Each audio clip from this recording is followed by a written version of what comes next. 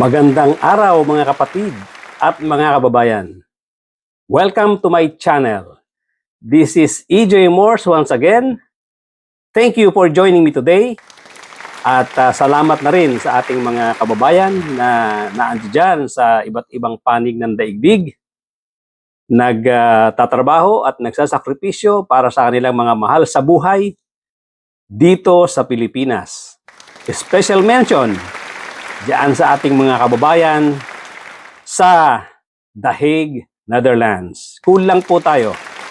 Alam kong may mga iba dyan na nag-join ng mga activities, mga taga-suporta ni Digong Duterte at meron din namang mga suporta doon sa kabilang side. Again, thank you so much. At bago tayo magtuloy-tuloy, for those who are just new in my channel, kindly subscribe and kindly hit notification bell. Pati na rin yung like button.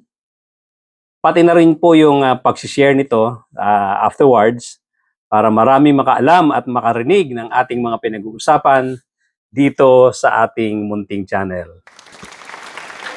Okay. Gaya po ng sinabi ko nung nakaraang episode ko, ang kasunod ng pagkakaaresto nitong si former President Digong Duterte ay avalanche of propaganda. So, nangyayari na nga ito dito sa Pilipinas at of course, diyan din sa The Hague.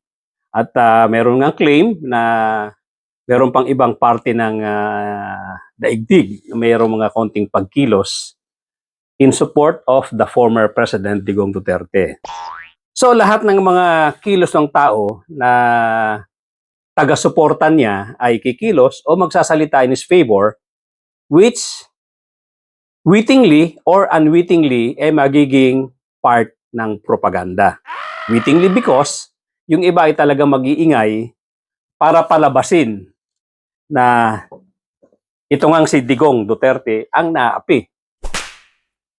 At yun ay effort para mapaniwala ang lahat na walang ginawang pagkakamali o krimen ang former president. Unwittingly, because some will say or do things in support of Digong Duterte without them knowing that they become part of propaganda to cleanse the image of Duterte. At ito nga, ay nakikita natin dito locally and abroad yung mga pagkilos ng mga Pilipino na tila misinformed. At ang iba naman ay talagang mga blind followers. Ang iba naman ay talagang may mga personal interest para nga pairalin ang propaganda. So yan ang iba't ibang muka ng mga nangyayari ngayong pagkilos dito sa Pilipinas at abroad. While it is within the rights of any Filipino to show support to the former president, probably it would be best for them to examine carefully the other side or the side of the victims.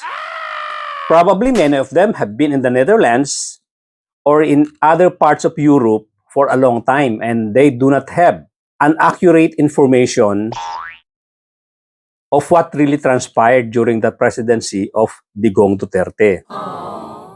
In the end, if proven guilty, it is not very nice from the perspective of other nations that some Filipinos abroad are supportive of criminal activities of the former president. One must remember also that there were admissions from the president himself on several occasions. Umami na siya maraming beses. Dito pa sa sa mainstream media na sinasabi niya na totoo nga daw na yung mga pag-uutos niya sa mga pulis na pagpapatayin ang mga drug addicts at saka mga drug pushers. Maraming beses niyang inamin yan. Nangyari yung pag-amin diyan sa Senado na meron nga daw meron din siyang death squad. May ginawa din siyang pag-amin during the hearing diyan sa Quad Committee sa Kongreso, sa lower house. At one time may sinabi pa siya na kulang pa yan, yung mga namatay na yan.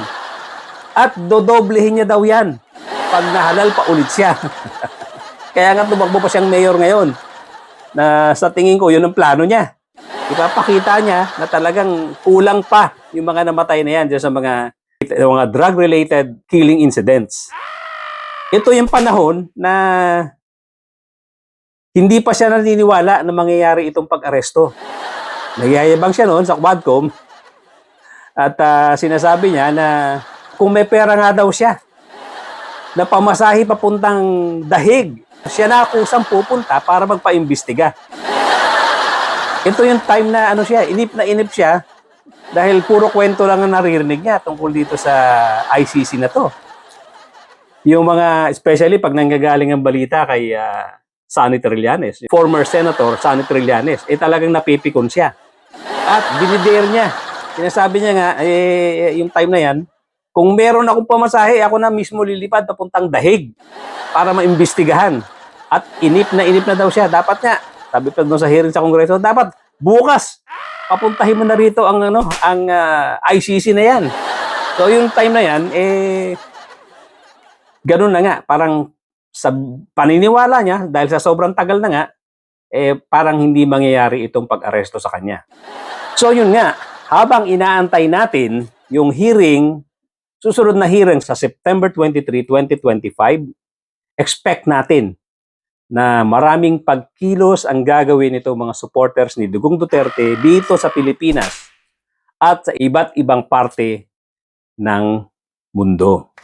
Sana lang isipin din natin na hindi mangyayari to. Ang lahat ng ito ay hindi mangyayari kung hindi rin sa kagagawan ng hinahangaan niyong si Digong Duterte. Okay? Tuloy-tuloy natin yung mga nangyayari dyan sa Dahig.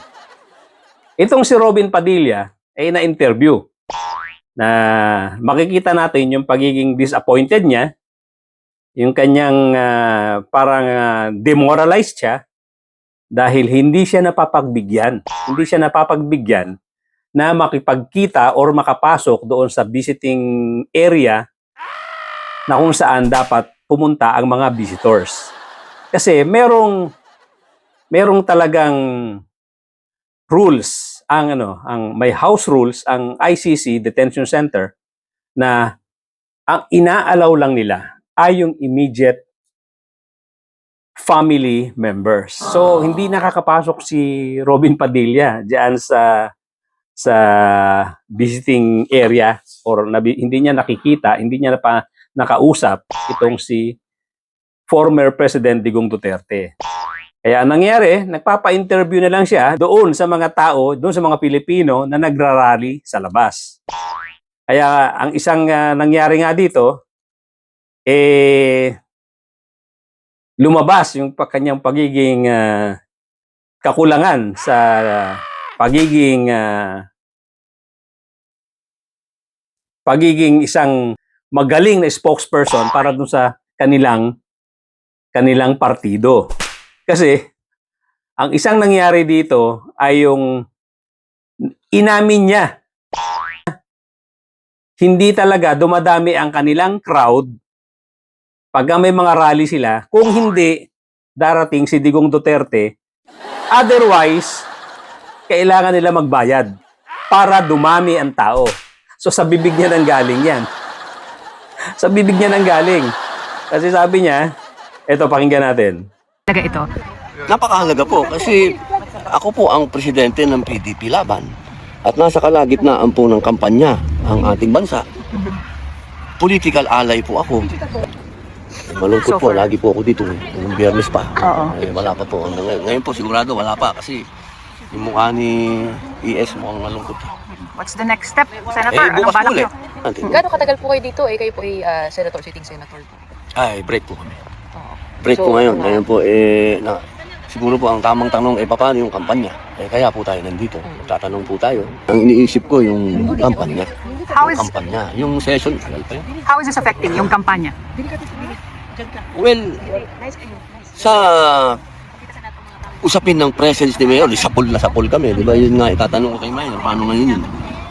Kasi siya ang number one crowd drawer namin. Pag sinabi mo andyan si Presidente, talagang ang tao dumadating kahit hindi bayad. Number one crowd drawer namin. Pag sinabi mo andyan si Presidente, talagang ang tao dumadating kahit hindi bayad. Kahit hindi bayad. Kahit hindi bayad.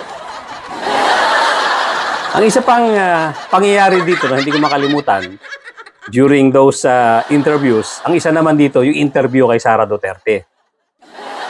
At dito, makikita mo talaga kung ano yung mga tumatakbo sa utak nitong si Sara Duterte. At of course, ganito rin kasi yung utak, ganito rin yung mga naiisip nung tatay niya nung nandito sa Pilipinas. Every time na may mga interview, especially the interview sa SMNI, at pag may mga rally sila, lumalabas talaga sa bibig nila somehow na meron silang pagkumbinsing ginagawa sa military para kampihan sila. Para ang mga militar ay mag-withdraw ng support kay PBBM. If a former president can be taken without due process, what stops them from doing the same to any other Filipino? Therefore, we must dare to ask more questions. Under whose authority did the PNP act? Why didn't it enforce a foreign warrant without the Philippine court order? Why didn't they at least bring PRRD before a judge, as required by the Rome Statute itself? Even more disturbing is the silence of the armed forces of the Philippines. Even more disturbing is the silence of the armed forces of the Philippines. Is the silence of the armed forces of the Philippines.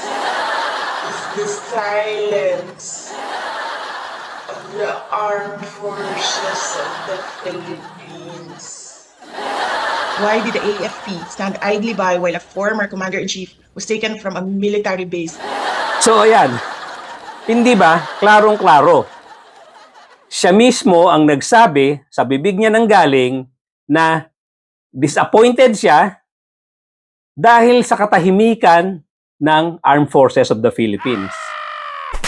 Yan yung kanyang all this time, ang mga Dutertes na to, iniisip nila na yung kanilang gagawing mga pagkilos, kung ang magkakaroon man ng problema si Duterte, at gano'n na rin si Sara Duterte, VP Sara Duterte, ay ang militar ang masasandalan nila, ang militar ay kakampi sa kanila.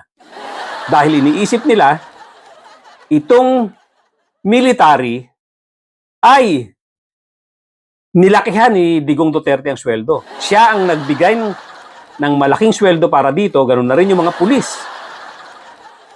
Pero, hindi naman ganoon lumalabas ang mentalidad ng mga sundalo natin at ganoon na rin ang mga pulis. Mga professional din sila. Hindi naman yan sasabihin ng mga ating mga sundalo na ang perang ipinampasweldo sa kanila ay nanggaling sa bulsa ni Digong Duterte. Hindi naman ganon. Kaya hindi naman siguro ganon kahihina ang kukonte ng ating mga sundalo at ating mga pulis para sabihin na dahil nilakihan ni Digong Duterte ang aming sweldo, lahat ng gagawin niya ay susuportahan namin. Ganon din sa mga pulis. Hindi naman ganon. Of course, alam naman natin na ang pinanggalingan niyan ay pera din ng mamamayang Pilipino. Kaya dapat, ang loyalty nyo ay sa mamamayang Pilipino at sa konstitusyon. Yun ang hindi nila na-capture sa isip nila. Ang akala nila, dahil siya ang nag-facilitate, siya ang nagproseso, siya ang nagsabi na lakihan ang sweldo ng mga militar, lakihan ang sweldo ng mga pulis, ay automatic magiging loyal sa kanila personally. Or ang personal na pagiging Duterte niya ang susuportahan ng mga militar at ng mga pulis. Mabuti na lang at professional ang ating mga sundalo at ating mga pulis. At definitely naisip nila yan na hindi mo naman pera yan ang pinampasweldo mo sa amin. Pera ng taong bayan yan. Pera ng gobyerno yan. Kaya mali ang pag-iisip, gaya nitong lumabas sa bibig ni Sara Duterte, na parang sinisisi niya ang mga sundalo, ang Armed Forces of the Philippines, bakit hindi umimik nung inaaresto si Digong Duterte?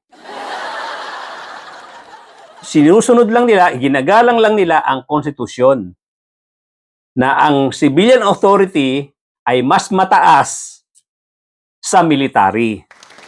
Yan po ang nakasulat sa konstitusyon. Meron pong supremacy ang civilian over the military. At natutuwa ako, palakpakan natin ang ating Armed Forces of the Philippines sa pagiging professional.